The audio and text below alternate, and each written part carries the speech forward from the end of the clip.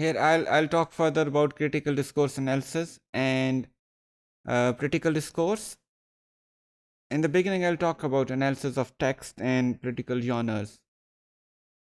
Linguistic choices reflect not only how text is constructed, but also comments about how or what kind of socio-political functions these choices perform.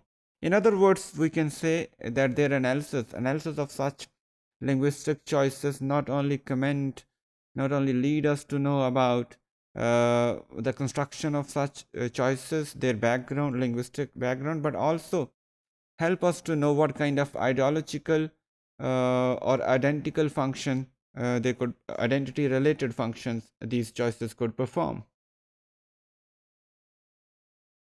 In a broader understanding of Halliday's textual metafunction, usually concerned with explaining how a texture is achieved through cohesion and coherence, this could help us in decoding various linguistic choices. Textual choices may help us in making text fulfill social expectations about what political discourse should be like. So textual choices in a certain context may help us understanding what kind of texture political discourse may have, what should it be composed of in a certain society or in a certain age. But this would reduce us to some kind of descriptive analysis, looking into only types or kinds of political discourse.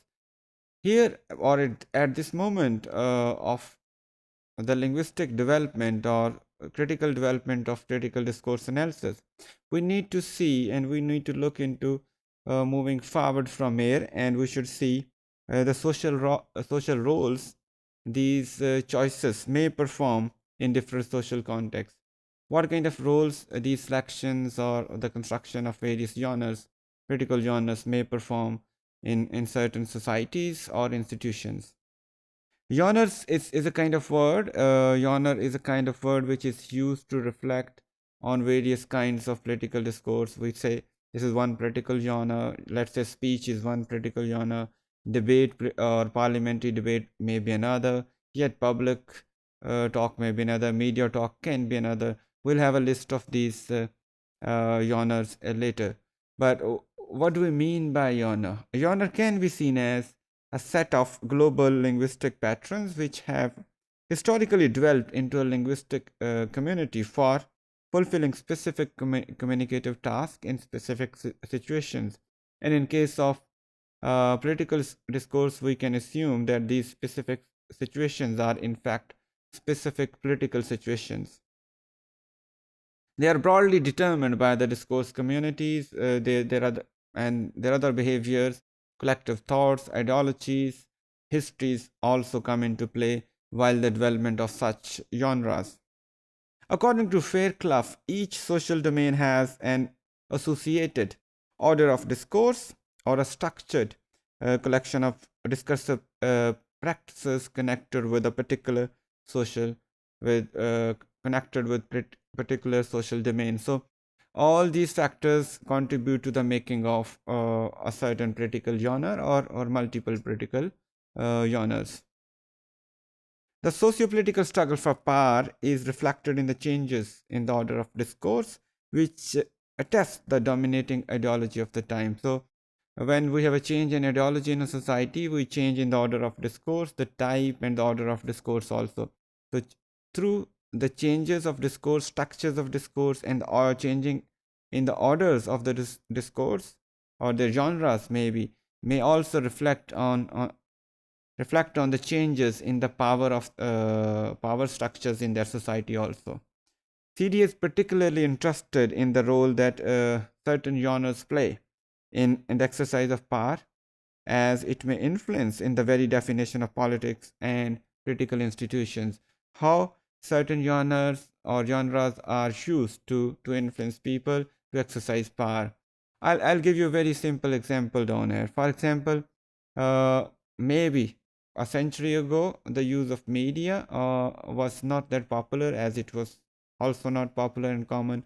But these days, if you can see, Media has become a center of political fights, political argumentation, and people uh, and belonging to various political parties spread their important messages, their manifestos, their ideologies through some important TV talks. So, a speech of a leader may be less important than a political talk show, a very popular anchor on a very popular TV show, or belonging to a very rich or largely covered uh, television network. So we can see that the genres these days, political talk show as a genre is playing very important role in spreading various ideologies, kind of politics. And sometimes if these shows are lopsided, they're tilted towards a certain party against another, they can create a major socio-political conflict in the society. It is this shifting nature of political genres that makes it necessary for them to be constantly adapted and redefined, and so should be their analysis.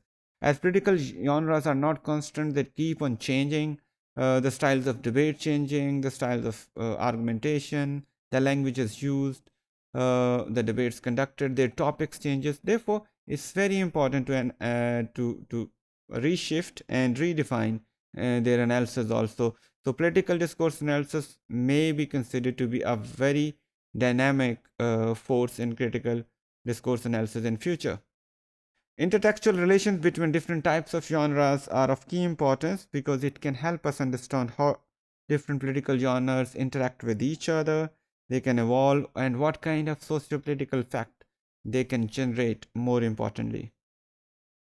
Some examples of such analysis of various political genres can be found in the analysis of recontextualization of Barack Obama's "Yes, We Can" speech, which he delivered in 2008 during presidential election. It's a kind of electoral speech, and this can be one genre for political discourse analysis.